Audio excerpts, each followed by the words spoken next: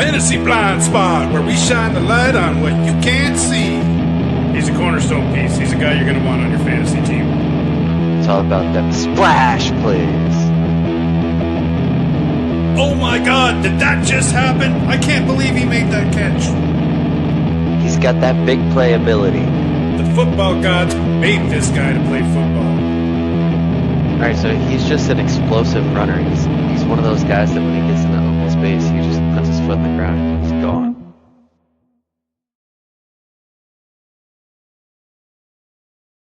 I am The Blind Guy. You can find me on X at TheBlindGuyFF. With me, as always, is my co-host, the crazy Canadian Shawn Thompson. You can find him on X at Maximus8911. Thanks, everybody, for listening. Remember, hit that like and subscribe. How you doing, bud? I thought I was a deaf mute there until I heard you talking. I didn't hear any of the intro music. It froze for me. Oh, that's weird. Yeah. Nice. So I'm like, oh, well, hopefully I'll actually pick this up on his own because I can't hear nothing. But I'm doing all right. How you doing? I'm not too bad. It's Friday. It's a busy draft weekend, and for most people, but for me especially, I got my home league draft this weekend, so that's a whole weekend affair. It's a lot of fun. Yeah, I got what's the day? 28th or something? Today's the 28th. Yep. I got one Sunday night, which is my one seasonal of Terrence's there, the Triple F League, which is on YouTube, the channel that Terrence does, and I kind of co-host with them sometimes when I can, and we just talk about that specific league and things going on in it. And then I've got my next Tuesday, the Tuesday right before the kickoff on the Wednesday. Yeah. I have my final seasonal draft, which is that's my the hardest league. Too. The hardest league to win, man. It's a 10-team league. Mm-hmm. 6 teams make the playoffs. Or no, 8 teams make the playoffs. Only 2 teams don't make the playoffs. So it doesn't matter how bad you're doing. If your team gets hot in the playoffs, man, I've won it 2 times. Both times I've been the 8th team to enter the playoff spot and just kind of squeaked in. And the other years I haven't even made the playoffs. So when I make the playoffs, I win it. And when I don't, I'm just completely out of it. But it's because I go for broke, right? Because it's a 10-team league. Yeah. So I've switched teams completely and made the playoffs. I'm like, this team isn't working. Dropped it all. That one year Justin Fields went off for Chicago before they drafted Williams. I won the championship with Justin Fields. Oh yeah, that was when he went nuts to end the season. Yep. It's one of the things too. People talk about how like shorter or smaller leagues are easier. I totally disagree. I do too. I think the smaller the league, the more difficult it is because everybody's team is good. So it's one of those, okay, you got to get the guys that people aren't necessarily thinking about or pick the breakouts right. And you got to get lucky. Like you got to have skill to get to the playoffs, I think. But once you reach the playoffs, it's a total crapshoot. And there's also luck mixed in throughout the season with your matchups, right? Like how many games do you lose where you're the second highest score? Oh yeah, for sure. There's a lot of things that come into effect, but I find it's just this 10-team league is the hardest one for me to win because it's so small. Like every week, man, it's the point difference between the team that wins and the team that loses. Yeah, we have blowouts and that, but for the most part, it's within 5 points. So you're right down to Monday night, right down to the end of the Monday night games. Yeah. And they're small benches because it's only a 15-man roster, like whole bench. That's with your bench, right? So you start 9, you got 6 on the bench. And it's just so the waiver wire is fruitful as well. Right. But, so your waiver wire pickups matter more in did you get the guy that scored most that week instead of just, I got the right player for the season, but doesn't matter this week. Yeah, exactly. That's why after I draft my starters, I don't even care about my bench guys because I'm like, they're going to be all different to begin with soon enough anyways. So you see what's going on in Cleveland? No, I know their preseason game yesterday, like they kicked a shit ton of field goals. I saw that. Well, so they've got a Jim Brown statue out front. I've never been there. I don't know if you have. I've been there, but you have. But yeah, that statue wasn't there. It wasn't there when I went. So on the statue, somebody put a couple of signs on his. The first one read, "Permanent damage to the city and the franchise," with Watson's picture on it. And then the one on the back said 280 million, 27 plus victims, 0 supporters. Jeez. I'm like, Jesus, these Brown fans are coming in. Like he's getting booed this whole season, bad. As long as he's the starter, every time he's on the field, those Browns fans, they should just boo and boo and boo and boo. Boo so much that they have to go to a silent snap count at home. So the downside to that, though, Because I'm sure it's going to be similar to that. I'm just thinking too, like if you're getting in there to boo and you want to be that loud, you're also selling out that stadium, which is helping the owner, right? Yeah, but people have already bought their tickets before these QBs were already named. I say either you get everybody not to go so they don't get any of the concession stands all season, all 8-9 games, whatever they have home games. Just don't even go. The owner's going to lose all that friggin' revenue because everything else is revenue sharing from the tickets. Right. So it doesn't really matter. It's those concession stands that hits that owner's yeah, and pocketbook. And once you start Jersey doing Shore. that, he's going to go, oh, maybe we shouldn't be starting Watson. Well, it's just I understand like wanting to be involved because like it's yours, right? But that's also where you got to trust yourself. Like you hired the right people. At least you have to trust that you hired the right people to do the job. Stay out of it and watch. If you have a problem, sure you can make suggestions. But I don't. Watching the play, I don't see how you can possibly say Watson is the better option. Like it has to be money. That's the only thing that makes sense. Oh, that's it. I don't see any other thing freaking either. Start the Jags week 1. Did you see what Woody Johnson's up to this week? No, I'm sure he's probably got more shenanigans too, though, right? Well, he has started his research into his next coach. Mike Tomlin. He started doing background checks on and stuff. So tell me you're giving up on fucking Glenn Joseph, Aaron Glenn before you even start the season without telling me you're giving up on Aaron Glenn. Right. Like, why are you letting that out? Even if you're doing that, you cannot let that go public. Nope, not at all. But just craziness. Oh, man, these owners, man. Crap organizations stay crap. Yep, for sure. All right, we'll get into some preseason games that we had last night here before we get into everything else. First one we got is the New England Patriots went into the Cleveland Browns, and I don't know if you watched the joint practice on this one at all, but no. Sanders and Watson didn't play at all in this game, but in the practice, Watson went like 4 for 15, something like that. He had a QBR of 14.5, and Sanders had 3 touchdowns, no interceptions, and was 11 for 13. How do you not see it? Even in practice, you see how bad Watson is, and you're still going with him. But as for this game, the Browns didn't even put out, like I said, Watson or Sanders. They went with Gabriel and Trent Green, and Trent Green had 8 carries for 66 yards. He was all right in passing game, but nothing incredible. Being a rookie, I didn't expect that. Gabriel, though, 12 for 15 and 186 yards, 3 touchdowns. That's enough to trade him for a 5th to the Falcons. Yeah, I don't think so. Especially this Patriots team. Like, we know they have depth. They were just in the Super Bowl last year. Yep. And not really much else grabbed me out of this game. Like I said, there was a lot of field goals. Like, my phone sends me scoring updates a lot of times.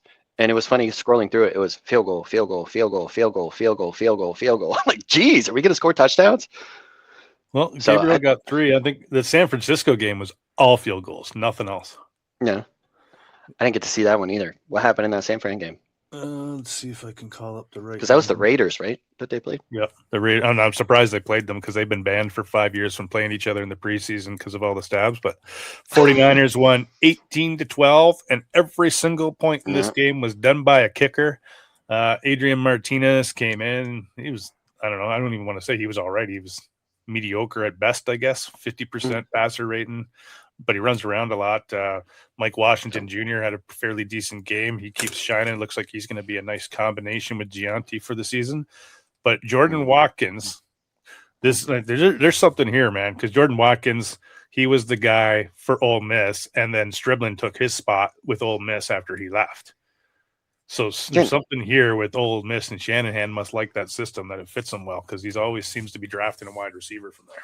Well, and that was the whole thing with Watkins coming out too. Like, he's one of the undrafted guys, I think, that you and I talked about a little bit. In that, San Fran drafted him in the 6th round last year. Okay, maybe that's what it was. He was undrafted in like fantasy drafts then, I guess. Yeah. So he was one that I had picked up on a few teams because the big thing with him was good hands and good after the catch. I'm like, oh, well, that's Shanahan, and it turns out that's what Stribling is too. Yep. That's like and the thing he's good at. Watkins worked well together, so I'm ready to move on from whoever the hell else we got out there. Evans, like, we don't need Evans. Who knows? Yeah, basically that's all for this game for me. What about you? Yeah, not a whole lot in this game. That preseason week 3 is always tough because it's the point where it's the guys on the roster bubbles, right? And like you said, Taylor Green, like 8 carries for 66 yards. Like that's what you expect from him because that's what he did in college. But at the same time, like I don't want to see that and go, oh, well, that's what he can do in the NFL because he's also playing against guys that probably aren't going to make the team. Like, yes, that's what you hope he can do. And he's doing it in the preseason against backups. Right. So it's basically college players again. So don't expect it if he ever gets a shot to start. Because I'm not even going to say it's out of the realm that he won't even start this year with that Browns QB room. Well, actually, that's where I would argue he might start this year because if they start. Saying. Oh, okay. I thought you were saying I wouldn't even call it out of the question that's a possibility. For sure. For sure. Same with Miami. All those quarterbacks could get a shot at some point too, right? Like who knows? The next game we got here, because we only had 4 of them last night, so we can fly through them pretty quickly. We had the Rams and the Chargers for the Battle of LA. The Rams won 20-18. Ty Johnson played friggin' amazing again, man. All 3 times he's been on these preseason games, he's looked amazing. I think McVay does have his next quarterback after Stafford. He's not going to be retiring when Stafford goes because we've already had him think about retirement early. I think he's going to just keep on going on, man, now. Well, and I think, too, like you're saying, that also adds something to Sean McVay, right? Because now he can go and train up Ty Simpson in the process while he's still got Stafford doing his thing. So I think that pick is starting to look like it might have helped the Rams a lot. Oh, it's better to get your quarterback a year earlier too, right? And just start that development process so they can see and get them into these preseason games. Maybe Stafford later in the season when they've already clinched a spot, he's going to get thrown in later games than that, or even a full game, right? If they've clinched first place and they're up by 2 games, I don't see why Ty Simpson doesn't have those last 2 games, or at least the last game of the season to play. Right, week 18 when spots are typically locked up. Yeah, give him a week. That's what they did with Mahomes. And then what do you think of this running back here for the Chargers, Greg DeRosier, something like that? He had 9 carries for 118 yards and 1 touchdown. For the Chargers, you said? Yeah. I'll say that's the Mike McDaniels rushing offense. I don't know that guy has anything to do with it. I didn't even know the name. No, me neither. I was like, who the hell is this guy? There's always 1 or 2 or 3, like no more than 3 a season for me. That I'm like, okay, you found somebody I've never even heard of. Congrats. Good job, guys. Where did this guy come from? Right.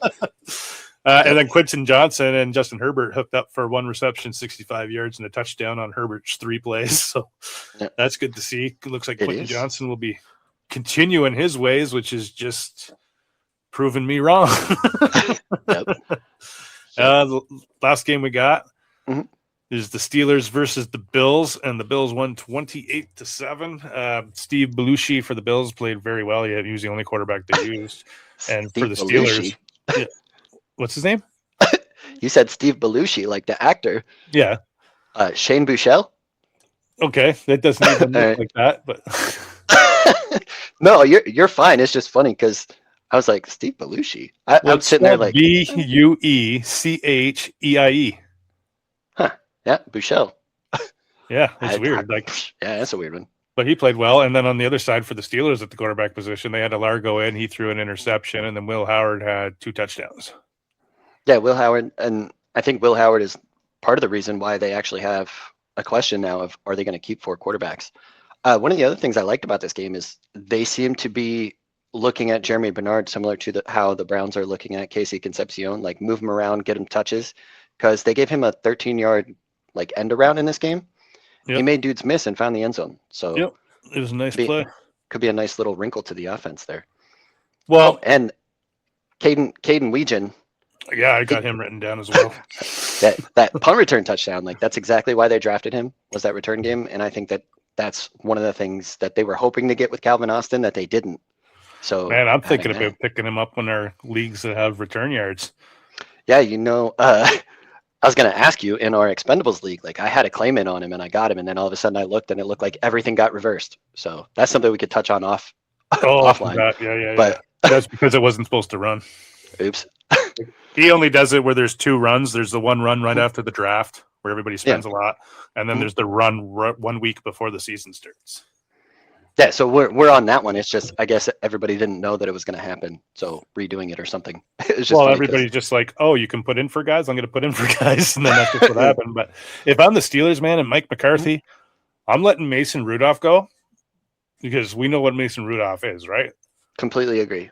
So let him go, and then I want these 2 fucking rookies on the roster, and I want them in the room with Aaron Rodgers, Everywhere Rodgers goes, you guys are puppies. Follow him.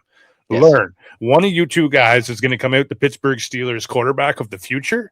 Not going to know who it is, but you're both going to have the same goddamn opportunities, and it's both in your laps, and it's up to you. And then you're going to push those two guys while they get to learn off Aaron Rodgers for a full friggin' year.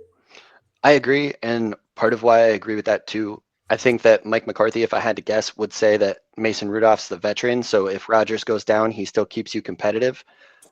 I don't know that that's true anymore of Mason Rudolph. Like, yeah, he captured that one magic the year before they drafted Kenny Pickett to help get us to the playoffs, but it fizzled out. Like, you can only get a few games out of him, and realistically, Rodgers is your answer, right? If he goes down, I think your team is probably screwed. Yep. You're not doing any good So- anyway. So just put if he goes down, there's 6 games left. Give each of these young quarterbacks 3 games each. This is a friggin' job interview. You're 3 games here in a row. And then we're giving him 3 games no matter what you do in a row. And then we're going to make a decision in the offseason. And if Aaron Rodgers isn't your quarterback, don't you want to hire a pick in case you can do that with these 2 quarterbacks at 3 games each? And neither one of them work out. And now you've got a higher pick to go out and get a quarterback in a quarterback heavy draft. And that's where, like, if there is one you can sneak onto the taxi squad, it might be Mason Rudolph. Yeah, and that's what I'm thinking, because who's going to go for him? But somebody might for Will Howard or Drew Allar, right, if they like them.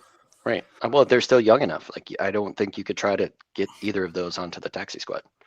Nope. And then we've got time for 1 or 2 more fun things. So here's something that we should look at. This is the Miami Dolphins' highest paid players for the season coming up. Well, it's got to Number be one. A-Chain. Nobody is on the Dolphins, by the way. Number 1 is Tua Tagovailoa. They're paying him $55.4 million to play for the Falcons. Plus, isn't there like another $45 million that's dead cap on top of that or something? Because I thought their dead cap hit from him was $99 million. Yeah, that's because they owe him next season too, right? So that's why. Just insane. Tyreek Hill, $28.2 million. He doesn't even have a job anywhere right now. No. Jalen Waddle, they're paying $23.2 million. Jalen Ramsey, they're paying $20.9 million. He's on the Steelers. Mika Fitzpatrick, $13 million. He's on the Jets. Zach Selner, he's actually on the Dolphins, 11.4. So he's the only one that they're paying to actually play for them. And Bradley Chubb, $11 million for the Bills, and Terrion Armstrong, who doesn't have a job, at $10.7 million. Man, that dude's going to be making $10 million, possibly in jail. Yep, crazy, eh? That's so much money. So much money. Let's see here. What else we got? We can do return man, projected running back yards for this season, or most playoff losses. Let's go most playoff losses, because that's interesting, because it also means you got to get there. Yes, and the top of the list is Peyton Manning with 13 playoff losses, 14 playoff wins, and 4 Super Bowl appearances. Man, I didn't realize he had that many playoff losses. Think about it. How many times did he lose to Brady? Well, and that's the other part. At least 8 of those are losses to Brady. Probably. Yeah, I would say at least a majority of them. Yeah. And second on the list, we got Brett Favre. He's got 11 losses with 13 wins, 2 Super Bowl appearances. So the Favre one, I think, surprises me a little more than Manning. But Really? maybe that's because I don't remember all the quarterbacks in that era. Where Manning, I can tell you, he was going. That's when I fell in love with football, was during that era, man. And during that era, that is when you had San Francisco with Joe Montana, Steve Young, and the Cowboys with Aikman. And coming out of the friggin' NFC West, or NFC, was always Green Bay, the Cowboys, or the 49ers. It was like 6 years in a row, like different teams making it. Yeah. But 6 years in a row, 2 of those 3 teams were in the NFC Championship game. Okay, that makes sense, because that's when I was a little younger, because you got about 10 years on me, I think, if I remember right. Yep. So, and then don't forget, he went to the Jets, played some games there and lost. Then he went to Minnesota, went to the playoffs, lost for them. Third on the list is Brady. He's got 9 losses, but 35 wins and 10 Super Bowl appearances, which is that number will never be touched. Just look at those 3 records, like 35 playoff wins. That's just insane. Yep. And fourth on the list, Joe Flacco. 8 losses, 10 wins, 1 Super Bowl appearance. Then it's John Elway with 8 losses, 14 wins, 5 Super Bowl appearances. Roger Staubach, 6 with 6 losses, 11 wins, 4 appearances. Then it's Big Ben with 9 losses, 13 wins, and 3 Super Bowl appearances. So Yep. I would say Big Ben was better in the playoffs than Peyton Manning. Well, if you look at those records, he is. Just everything. I would Yeah, say that two even Super before Bowls. looking at this, I would have taken Big Ben over Peyton Manning because, like, Peyton Manning to me, I remember watching all those games and like he's going to choke against Brady. He's going to choke against Brady. Roethlisberger never got those chances against Brady, and when he did, like, he went to the Super Bowl. Well, that's just it, right? Yep. Yeah, when Big Ben was meeting Brady, it was in the AFC Championship game. Yep. Then we got ending it off here with Aaron Rodgers. He's got 11 losses, 12 wins, 1 appearance. Then Dan Marino, 7 losses, 8 wins, 1 appearance. And then Phillip Rivers, 7 losses, 5 wins, 0 appearances. I don't know if Phillip Rivers is ever going to make the Hall of Fame. I think he will, just based on longevity. Like, that dude played for so long. But it is kind of crazy thinking about how long he played and to know that he only made the playoff in 12 playoff games. I didn't realize it was that few. I knew that it was always a story. Like, what's that? What was the year? I think it was 2013 or something like that. The year they were predicted to win it all, man. And they didn't even make the playoffs. And then they ended up, that was the year after they fired Marty Schottenheimer. Yeah. And they lost in the AFC Championship. And the next year they were the favorites and they didn't even make the playoffs. And they had the most stacked team. And that year that they didn't make the playoffs, I think, is the draft that they ended up the following year drafting Breeze. Yeah. So, yeah, just, man, I don't know. No, it was before that. They drafted Breeze way before that because Breeze won the Super Bowl in 2009. Or 2010, I guess it was, the calendar year. 2009 season. Well, yeah, it would have been after that because it was a year with Rivers that they were made to go. But yeah, it was like right after LT's record-breaking performance for touchdowns. Yeah, or it might have even been that season, and they didn't make the playoffs. Maybe that's what it was. Yeah, I think it was. Now that I'm thinking about it, because LT set the touchdown record, and they didn't make the playoffs. They were the best team in football. Yeah, it's just crazy. Yep. Kind of like the Lions and Vikings when they were both 14-2, meeting the last week of the season. Sam Darnold, Jared Goff, and then Darnold wins the Super Bowl the next year. Yep, but let's get in, talk some ball. Yes, sir.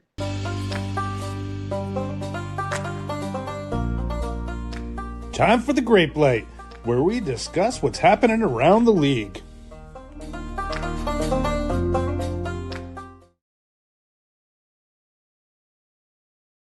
All right, welcome to the Grape Light.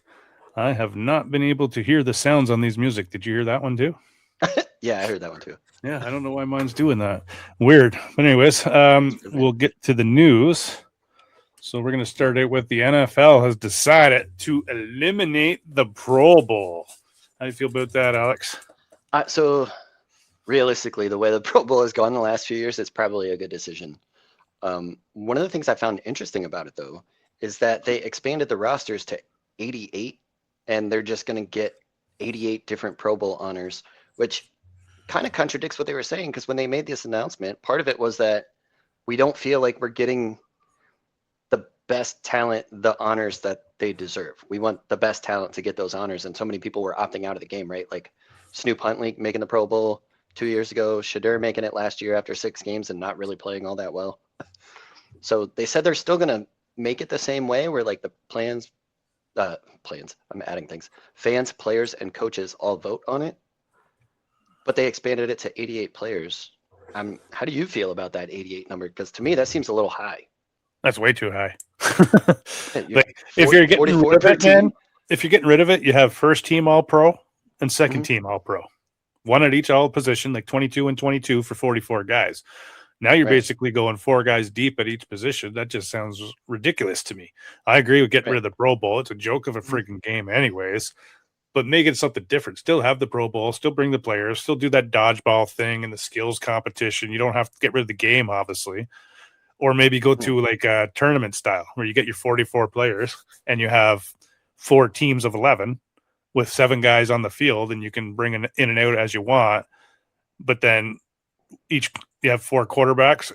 Whoever those first 4 quarterbacks were, they're each of the captains, and they draft their team. No, I mean, I feel like there's a lot of ways they could go about trying to make it better if that's what they want. Because even in the announcement, they were talking about, well, the Pro Bowl, even when people got initiated into the Hall of Fame back in the day, we talked about how many Pro Bowl appearances they made. Yeah, but that's because back then the Pro Bowl actually meant something. And then after Sean Taylor laid out the punter, That was there was the best fucking thing I ever seen in a Pro Bowl game in my yes. life, man. And what's funny is prior to, I heard an interview about that, and somebody it was an older player, I forget who it was, but he said, like, look, I was told when I got to the Pro Bowl, be ready for a fight because these guys want to win. Well, at some point that totally changed, and I think it was after that Sean Taylor hit, where it was okay, like we don't need players getting hurt in this all-star game and then affecting next season, which is fine. I agree with that, but find something to make it fun for the players. But if you're going to make it an honor, going 4 deep at each position, like, is that really an honor still? No, I wouldn't say so. I say first team, second team, and that's all you freaking need from there. But who knows? But the NFL has been busy this week. They've also put out a new memorandum to all the teams on how they'll be doing the disciplinary actions for hip drop tackles, horse collar, launch in, hitting defensive players, and blindside blocks, which is like how they find players and stuff on that. Yeah. So basically, they're going to allow for growth from the players if you get fined. If you get caught doing one of these things, you're going to lose your game day check. But if you don't have another one for the rest of the season, you'll get half that check back as like a learn in progress, which is what I think is great because then you've taken the whole disciplinary thing out of it.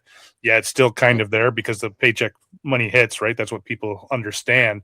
But you're also giving some back and rewarding for, okay, you've changed your behavior and now it's more of a corrective measure than punitive. Yeah, it's more of a teaching moment. Yeah. So I completely totally agree with it. I like it. Did you also see too that if you get one, it's a clean slate starting this season. So if you get one of those this year, but then you get another one next year, that it's still a tier system. So it stacks up. So like if you do one this year and then you're good, and then you do one next year, that counts as 2 now. Yep. So it'll follow you your whole career, right? Like, even if you have one and then another one 5 years, that's still your second offense. Okay, see, I thought they were changing it every 3 years. It gets swiped clean. Oh, maybe. I thought I saw that. Or maybe after 3 years of it being on, that's when it comes off. Yeah, I think that's what it was. Something along those lines of where it's like 3-year windows of you can have, I think it's up to 3. After that is when it starts getting bad. Yeah. Don't do that. What else we got? They have also announced that they're going to be doing debut patches for rookies this year on their jerseys. So as long as the rookies that gets on the field for their first game, until they get a play in, they get to wear this debut patch on their jersey. I thought they started that last year. Maybe that was baseball that started that last year. But yeah, I do like this. I think that's a cool thing. Yep, it's just another way to sell more jerseys, right? Because I got his rookie jersey, his debut jersey. Well, that and then stuff. I'm sure those patches are going to end up on cards with the way that the trading card industry has also blown up. Oh, those are going to become very valuable too. Like, oh, I got his rookie patch. A couple more things that the NFL has done this week. Like I said, they've been busy in the news. They got a new deal with DraftKings, FanDuel, and Fanatics, all with licensing and the gambling around sort of stuff. So, like, DraftKings is going to be doing the daily fantasy stuff that you can bet on. Fanatics FanDuel is doing the online casino bets thing, and I forget what Fanatics is, but they all have a role within the gambling community. Does Fanatics have a sports book now or something? I know they were always the apparel. Oh yeah, they've got a sports book now. Too. I do believe they do, but I'm not 100% sure on it anyways.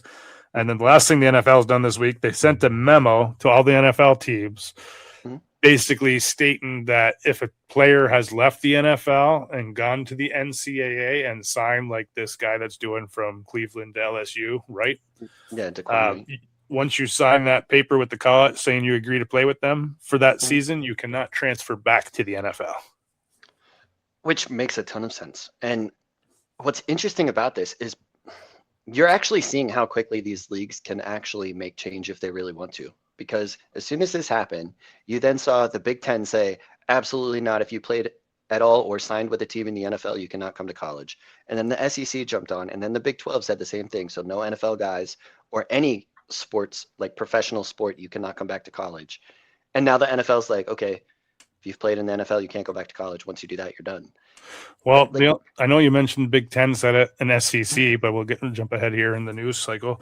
But SEC has put out something, an actual thing, saying following with the presidents and chancellor and athletics director of Southwestern Conference, the SEC will enforce the following. Basically, it's saying if you've ever played, declared for the draft, signed a contract with, or been listed on any of the following leagues rosters, NFL, NBA, WNBA, you are no longer eligible to play in the SEC. So they've even covered all sports. Yeah, so you can't have like an NBA player. Like LeBron always talked about how he'd love to play college football, right? Like that's not going to happen now. No. So I think this is a good call, and it's kind of sad sometimes that these things have to be made rules. Like, where did the craziness come in with it? You thought that would be okay to do anyway. Because the fucking judges that make decisions on the shit they don't even fucking know. And like, judges should not be appointed. I think down there, don't you guys vote on your judges? Yeah. Yeah. So I hope they vote that fucking guy out for doing this. Like, fuck off. Like in Canada, once you get made a judge, even if you're made a judge at 20, you're a judge until you decide to retire. Nothing can be done to remove you. Yeah, that's crazy. I mean, it should be like anything, right? Merit-based. Like, if you suck at your job, I don't think you should be doing that job anymore. Yeah, I agree. I think the voting thing is awesome because then you get the public and you get what they really want within the courts and what's being enforced, right? We also had a trade that happened. Don't know if you saw this one between LA and the Dolphins. No, I don't think I did. So the Rams are sending Tutu Atwell to the Dolphins. Or no, the Rams get Tutu Atwell. Sorry. I was going to say, yeah, okay. And then the Dolphins get Jaquez Hunter, the running back. Well, that's interesting. That's a fantasy trade. Like, here's a bench guy for a bench guy. We'll see what happens. Yeah, but like McVay needs Tutu Atwell back so bad he had to trade for him. Well, and that's the weird part too, because maybe he hates Jarquez Hunter, but he seemed very high on Jarquez Hunter when he drafted him, and that was part of what I like so much about him. Is like, hey, he's like Kyron, only a little faster. I guess he loves Tutu. Yep, needs him for some reason. I mean, trying to think, do they even need receiver depth? Because well, I would say they do. Yeah, I mean, Whittington's still on the roster. They got the big two and Puka and Adams, but after that, it's the rookies from last year and the rookies from this year. Yeah. What does Tutu do? Is he a special teams guy? No, he's a great YR3. He stretches the field for them. He's had some huge games with McVay. Yeah, it's been those spot games like you're talking about. It's not that consistency. No, it's just when they need it. Yeah. We also had the Seahawks. They've got their new owner, and they've paid Leonard Williams 3 years, $90 million, 56 of which is fully guaranteed. Shore up that defensive line. That's a great freaking signing. Yeah, especially didn't they give up a first to get him too?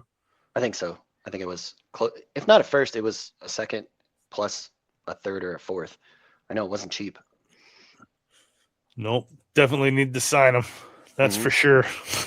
Yeah. What was the sale price? It was like 9.6 million or billion with a B. Hey, that's perfect timing, man. I just called that up. That the new owners officially approved today. The record $9.6 billion sale of the Seahawks. Yeah, you'd almost think you're a professional with how you did that there, Alex. That's crazy. Then we got for the Steelers, they're signing Jonnu, or not the Steelers, sorry, the Packers are signing Jonnu Smith to a 1-year deal. So does this raise flags about Tucker Kraft?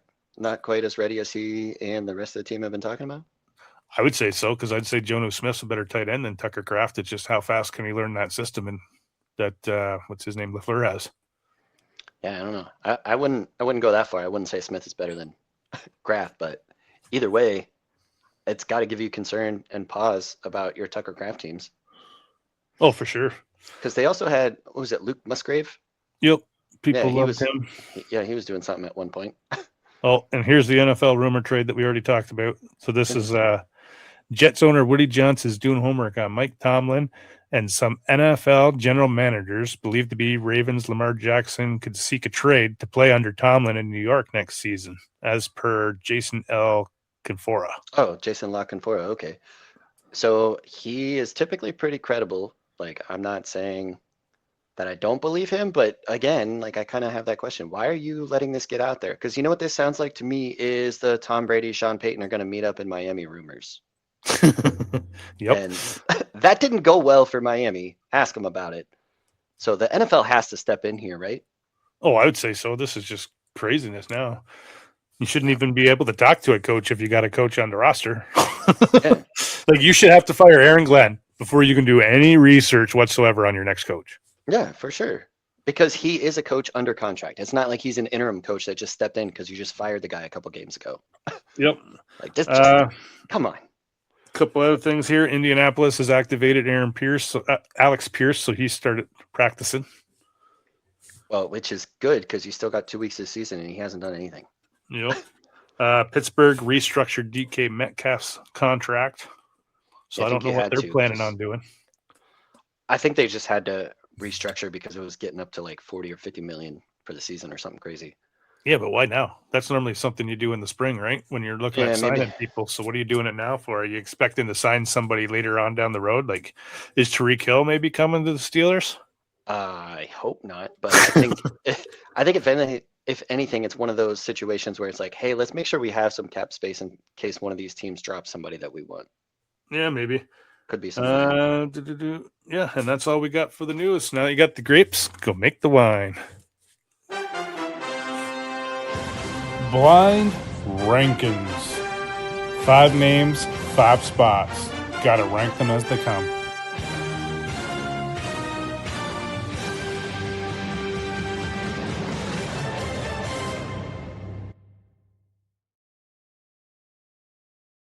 Got some quarterbacks for you today since we've been talking about these teams trying to decide if they're going to carry 3 or 4. And so we will kick it off with defending league MVP Matthew Stafford. He is your first one. All right. Are they all currently players in the league? Oh, sorry. Yes, I forgot to give you a hint. The hint is these are all quarterbacks going in redraft after the 9th round. So all current players after round 9, which is one of the reasons I wanted to bring them up because it's kind of crazy. So we'll start with Matthew Stafford. I'm going to put Stafford at 2 because I think there's one going after him that I would put before him. There is, and if I know who it is, he's not on this list. All right. And I might have just screwed up there because I was debating on putting Stafford at number 1. All right. So number 2 is Bo Nix. All right. I'm going to go put him number 1. All right. Because I like the Russian upside over Stafford. This is going to be fun. I would take Bo over Stafford too. And that's fair. I think I would too.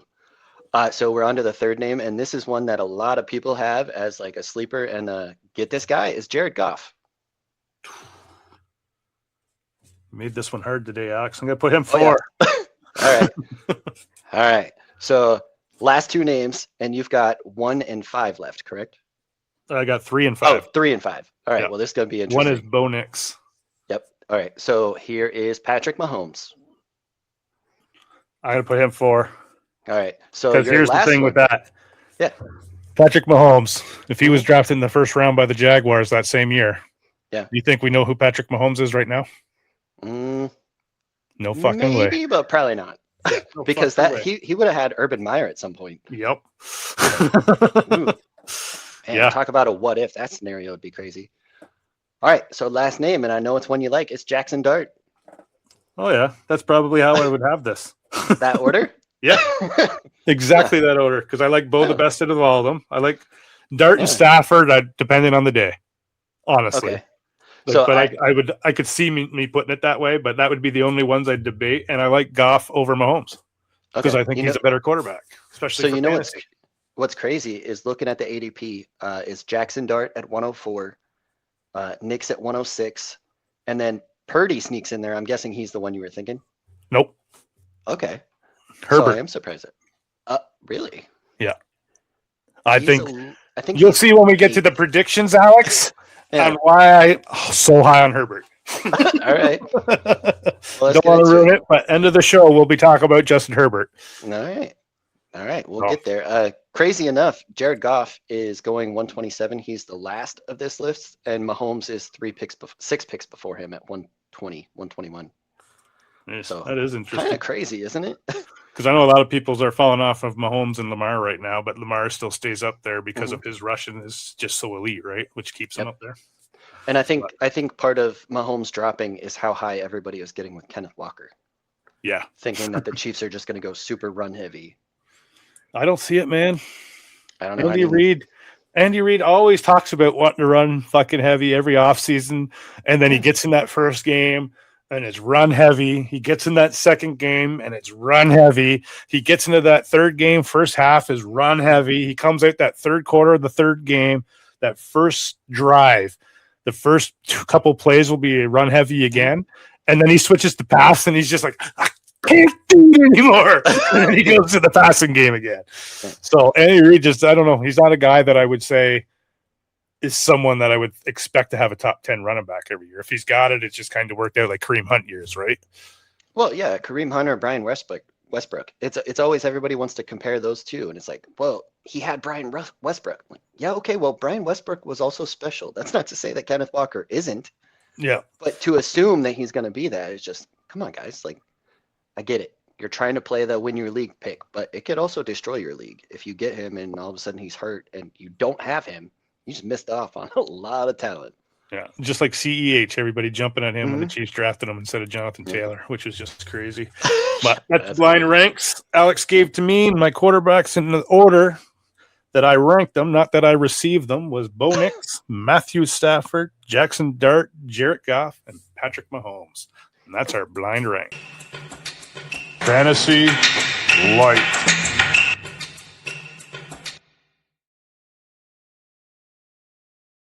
Welcome to Fantasy Light. What are we talking about today? Today we're doing our sleepers. We got some sleepers for you guys. Yeah, let's see how we do. We're updated. We said we'd do it closer to the season when we did it earlier in the summer. So here we are, calling up Alex's list. I didn't order them. I didn't rank them. I just kind of put names down here on the graphic. Yeah, that's kind of what I did when I sent them to you. So. Yep. No, so you've got Malachi Lemon of the Eagles as your first guy. Mm-hmm. You want me to list them, or do you want to talk about them after? So we can. Let's do a little of both. Like you say the name and then I'll give you a little bit. So I actually had Lemon and Casey Concepcion together as sleepers because there's always, well, until last year, we have always had at least 4 rookie receivers finish in the top 24 per game. And I think that Lemon and Casey Concepcion are 2 talented players, both first round picks. They're going later in drafts. They're going after those, or I think just before those quarterbacks, like round 7, 8, 9. And I think that those are good values because the other receivers you're getting there, same situation, right? But I'd rather take the new guy that the coach is going to try out. Because even you mentioned CEH, the best season we got from him, his rookie season, because the coach is testing it out to see if he can work, right? Yeah, I think Casey's Concepcion's in for a huge year, man. Like, I think he's going to be the top rookie wide receiver. Well, that's one of those throws that Shawn can actually make, we think, right? Well, if he's not throwing past 5 yards, it's probably the only wide receiver he's going to be able to throw to. Right. And then you got Rashid Shaheed of the Seahawks. Yeah, I think a whole offseason there with the team, and they have an opening, right? Torrey Horton is a guy that they like, but he's battled injuries, and Cooper Kupp is also washed. Yeah, what is he at this point? So yeah, he's just a player's coach. And that speed, he's one of those guys that he's where the coaches want him to be, and he could take the top off the defense, which is something that is going to help free up JSN a little more for the underneath stuff even more. Yeah, I agree with those Sheed and KCC for sure. I do not agree with Dalton Schultz, though, from the Texans here. So this was one, like, initially my thought process is he could be the second on the team in earning targets because CJ Stroud does love him, but he also, Schultz that is, cannot run very fast. I think this is just purely a volume play, and he's going so late. I think it's like pick 157 or 165. Like, it's so late. Like, just throw a dart. He could get you 8 points a week if you need somebody to fill in at tight end. Well, hopefully I've got one league that he's my starting tight end, and I friggin' hate it. The next one you got is J.K. Dobbins of the Broncos. So I think he's the starter here, and R.J. Harvey and Jonah Coleman are going to mix in. By the end of the season, one of those two might take over if Dobbins gets hurt, but the value, he's going pick 85, I think it is. So I like the value there as your RB2. All right, then we go to Stephon Diggs of the Commanders, newly signed. Yes, and this is purely Jaden Daniels, and there's an opening. I think what Diggs did, if you look at his per route stuff, he changed what he does. He's not just a speed guy. He knows how to get open quick in that short area, and I think that's where Jaden Daniels is just going to pepper him with targets. All right, then you got Jordan Mason of the Vikings.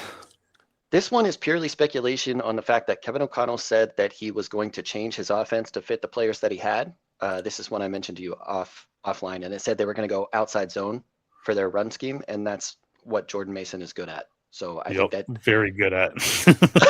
yeah. So I think this is one of those opportunities where if the scheme is changing, like they're saying, I think he's got a chance to not only take over that job, but to be very good at it. I don't think he's going to catch passes, but we'll see. Do you not think like a zone run scheme in that division is just a horrible idea with the defenses that they have? You would think, but also, as you mentioned, Kevin O'Connell has not won that division, and I don't think he's finished above last, right? Yeah, I don't think so. The last name you got on the list is Brock Purdy of the 49ers. Yeah, and this is just killer value. He actually fit in that range of quarterbacks I gave you, but I figured if I put him on there, he'd be too easy for you. He's finished top 4 in points per game at the quarterback position. I believe it's since coming into the league, which is just pure efficiency, right? And it amazes me that he is still a fucking sleeper pick after all these years just because he was the last pick of the draft. You know what I mean? The guy has done nothing but been top 3 in every quarterback category that there is since he's been in the league and taken over touchdown rate, yards, even rushing yards per attempt, rushing yards, rushing touchdowns. Like he's in the top 3 on every category. He's the only quarterback in the league that has done that for 5 years consistent. Well, looking at it too, even last year, he did that with who were their receivers? Yeah, exactly. And he still doesn't get any respect. Yes. All right, we'll go on to mine. I thought about some guys on yours, but I've got some contradictions stuff to your list as well. Fair enough. So for me, I got Donovan Wicks from the Eagles. He's just been named the wide receiver 2 there, as it also came out that Eli Stowers is probably going to be a healthy scratch for most of the season. So if you got him, put him on your taxi squad before the season starts and just let him sit there for this year. But I think Donovan Wicks is going to have an awesome year, man. Every time with the Packers, he's had a shot. He's done very well, proved that he can play in this league. And now that he's going to get that spot and be able to hold it for a season, I expect big things from Donovan Wicks. I just hope he can catch, because that's been the big problem is drops. Well, he's got a better quarterback now, because I would take Hurts over Love. Oh, I would too. I'm not sure that everybody would do that. That being said, though, like you still got to catch it. Yep. And we'll see. Then I got to go on a little bit of a running back run here. I got Jonathan Brooks of the Panthers. Just from where he's going, his injuries, he's pretty cheap. And he's, for how cheap he is, you can actually see a path to him stealing that RB1 role. So for the price, it's easy to do. Then I got Jalen Blue of the Cowboys. I think he's going to be an awesome change of pace guy to Jonathan Williams, and those two will work great together. And then my third running back here I got in a row is Jonah Coleman of the Denver Broncos. He's been getting most of the work as RB1 in camps and practices and stuff right now. Then I'm starting to think he's going to come out week 1 starter. It'll be interesting. That's one of the things that's always hard with preseason is like, are you playing guys to get them experience? Or are you playing them because they are the guy that's going to be the guy? You know? Yep. And then the other guy I got on here, we're switching to wide receiver now, is DJ Moore of the Bills. This guy's going to like wide receiver 39 or something like that. That's just criminal. He stood out to me. He almost made my list. He was very close because I saw that and I was like, what? Okay. Yeah. Not sure why people are so low. Then the guy that I said I thought was going to be on your list, Justin Herbert of the Chargers. I think he's due for an amazing friggin' year, and it's going to be Justin Herbert season in 2026. I think so too. And one thing we touched on last time we talked about the Chargers was their offensive line and losing Tyler Biadasz. I totally forgot he was an addition. Like he wasn't someone that they already had last year. So they'll be fine, especially if they keep like Slater and Joe Alt. Yeah, that's all you need, man. You can piece in the middle. So, hear me out on this. So last year there was a 4-game stretch with Joe Alt. Justin Herbert averaged 27.6 points per game. Yep, and that's what I expect. Just with Joe Alt. Without him, it went down to like 20. Yeah, crazy. Just crazy. I got 4 more guys here. So next one name is Caleb Douglas of the Dolphins. Starting to get more confident on this. He's the guy, like I've said all offseason. I don't own a single rookie more than Caleb Douglas because I own him in literally every single league that I'm in fantasy. And now that they just went out and had their second preseason game and they didn't even play the starters and he didn't go out, It's looking like it's Caleb Douglas season for the Dolphins. Now, what does that mean? He hits 1,000 yards? No, but I do think he's going to be the Dolphins' top wide receiver. He'll be out there running. That's for Yep. sure. He actually has played more offensive snaps this preseason. Coming into this weekend, obviously it could change. Coming into this weekend, he's played more offensive snaps than any other wide receiver for the Dolphins. Yep. And they just sent away Tutu Atwell, so it kind of opened up a little. Yep, getting some answers there. Then I got Trayvon Henderson of the Patriots. No way I'm passing on him going down that far because next year I believe he's in the top 5 rounds easy. Then I got Rico Dowdle. I've been smashing the table for him all off season. He's basically taking the RB1 job there. And then Chris Rodriguez, the other guy, I've been smashing the table all season. Yeah, Dowdle and C-Rod are 2 that I expected you to kind of have on your list because we've been talking about them for months at this point. Yep. But you want to win your leagues, make sure to draft these guys. That's our fantasy segment for the night. Fantasy IDP.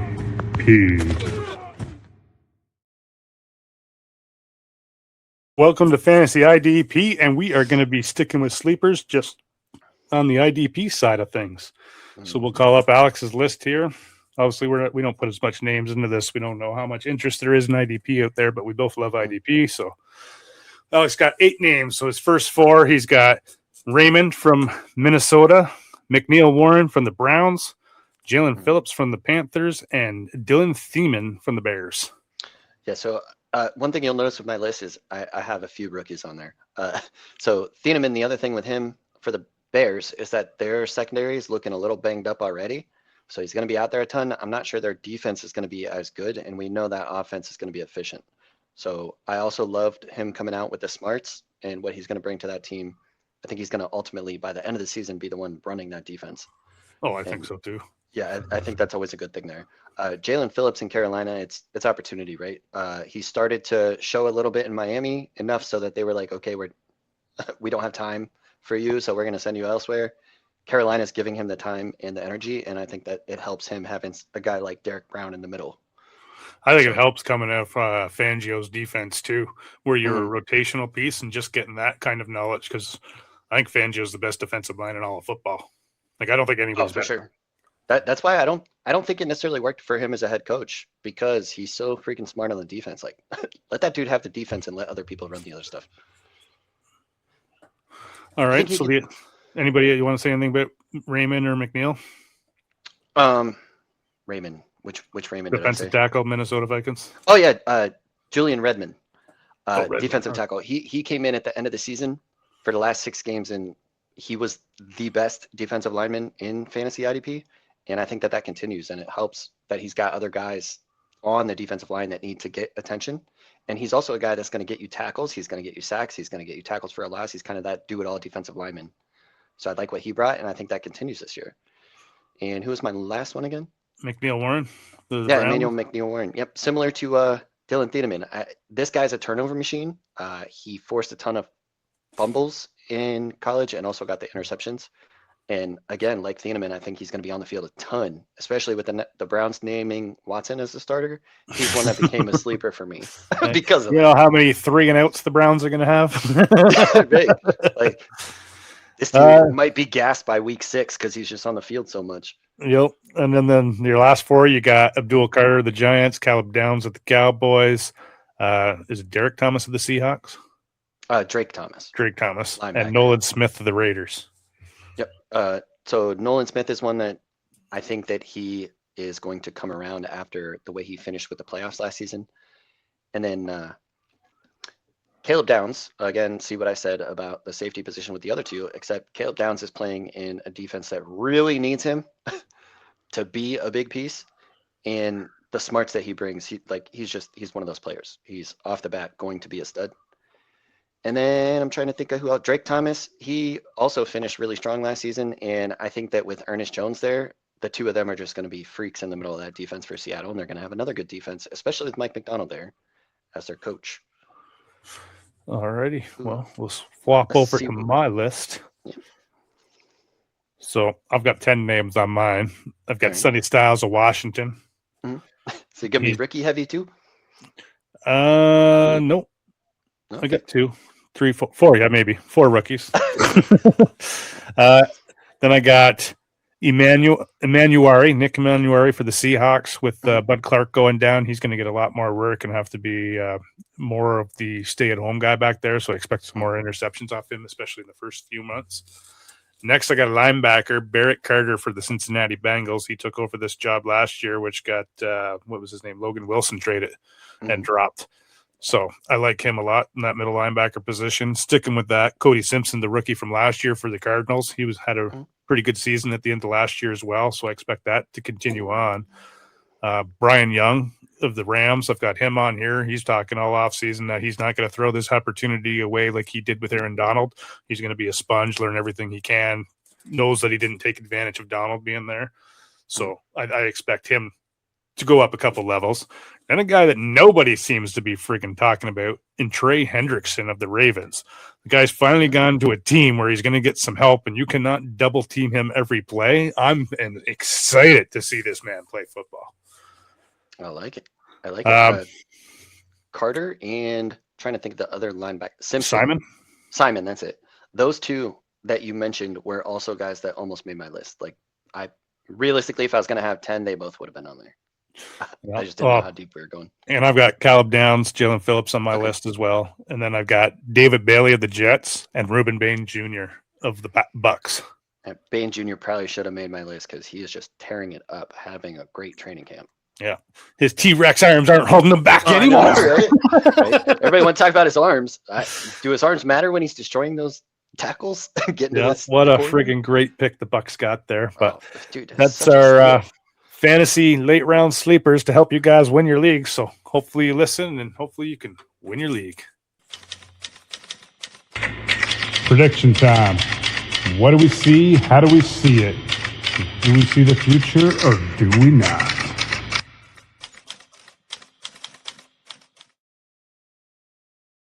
Right. Welcome to our prediction segment. Today we are talking AFC West teams. So we'll call up Alex's list here. So for Alex, in first, he's got the Broncos, second, the Chiefs, third, the Chargers, and fourth, the Raiders. And I put my bold prediction. I forgot to erase off yours. So that is mine, not Alex's. Just ignore that. All right. Yeah, so I think the Broncos, with the addition of Jalen Waddle, I think their defense takes another step forward, which is kind of crazy because that defense was just so good last year. I think another year with Sean Payton in the offense, I think he opens it up a little more for Bo Nix, and Jalen Waddle frees him to do that. So assuming health, I think the Broncos win this division again. That's that assuming health thing, but it's for all these teams, right? Oh, yeah. It's preseason predictions. It's hard to predict an injury coming up, and nobody really wants to wish that on someone, right? It's just a part of the game. Exactly. And realistically, I think any of these three teams at the top could finish in any order. No, I agree. I really like the Chargers too. So even one of the things with these predictions, I find like when I put a team in third, I'm like, man, I feel like I'm saying they suck, but that record could still be like 12-2 or 10-7. Especially that San Fran division, right? Like 3 teams can make the playoffs. I think the same with this one. 3 teams can make the playoffs. Lastly, just with the Raiders, like I think they take a step forward, but I still think they're last in the division. Yeah, I came to the same conclusion. So I don't think they'll be picking first again. Your top quarterback you got is Justin Herbert of the Chargers. Yep. Sorry, go ahead. I was going to say top running back, Kenneth Walker, the third of the Chiefs. Top wide receiver, Ladd of the Chargers. Top tight end, Bowers of the Raiders. And your top rookie, Mike Washington of the Raiders. Yeah, so Washington, I think the preseason he's put together, and even before the preseason started, Clint Kubiak was talking about wanting to have 2 running backs. And I think he complements Genty so well that, assuming he doesn't fumble like crazy and lose the job, I think his size and speed is a good combo with him and Genty. Tight end, Bowers, obviously. Wide receiver, Ladd. I think Ladd is going to be the one that moves around and is the primary focus of that offense. And then Justin Herbert, like you said, I think he's just going to have a great season. You talked about that running back we didn't know. Well, I think that a lot of that is the Mike McDaniel rushing offense and how he's able to create crazy space for his guys. I think that works to magic efficiency and probably the best year we've seen from Justin Herbert. Yeah, I agree. So we'll switch over to my list. So for me, I got the Broncos finishing first. Again, that defense, same with you. It's too tough to not see them finishing first because even with injuries, they're deep, right? So Yeah. I just don't see it. Second place, I put the Chargers. I think they finish ahead of the Chiefs. And then I've got the Chiefs and the Raiders. I came to this thought process. The Raiders are going to get better, but are the Chiefs going to get worse than the Raiders? No, I don't think so, but I think it'll be closer than what people think between these two teams. So I got the Chiefs and then the Raiders finishing fourth. Mm. As for top quarterback, I also have Justin Herbert. Top running back, I've got Omar Hampton from the Chargers. Just like you said, right? Mike McDaniel is going to create huge friggin' holes, so he's just going to be running all over the place because it's just going to be there for him, and he's a huge friggin' back. We're going to see what we didn't see last year because of the injury. My top wide receiver, I got Jalen Waddle. I just think Sean Payton's going to move him all over and kind of use him like Mike Thomas, right? When Mike Thomas was setting all-time receiving records. I think Waddle's going to be chasing that receiving record. I don't know if he'll make it or not, but he'll be chasing it. Top tight end, Bowers. I don't know how you can pick anybody else. Kelsey's too old now to even consider up there. And then in my top rookie, I've got Jonathan Coleman of the Broncos. All right. So you're definitely higher on the Broncos backfield than me. For me, it's just Sean Payton used multiple guys. I don't know that he's going to get enough.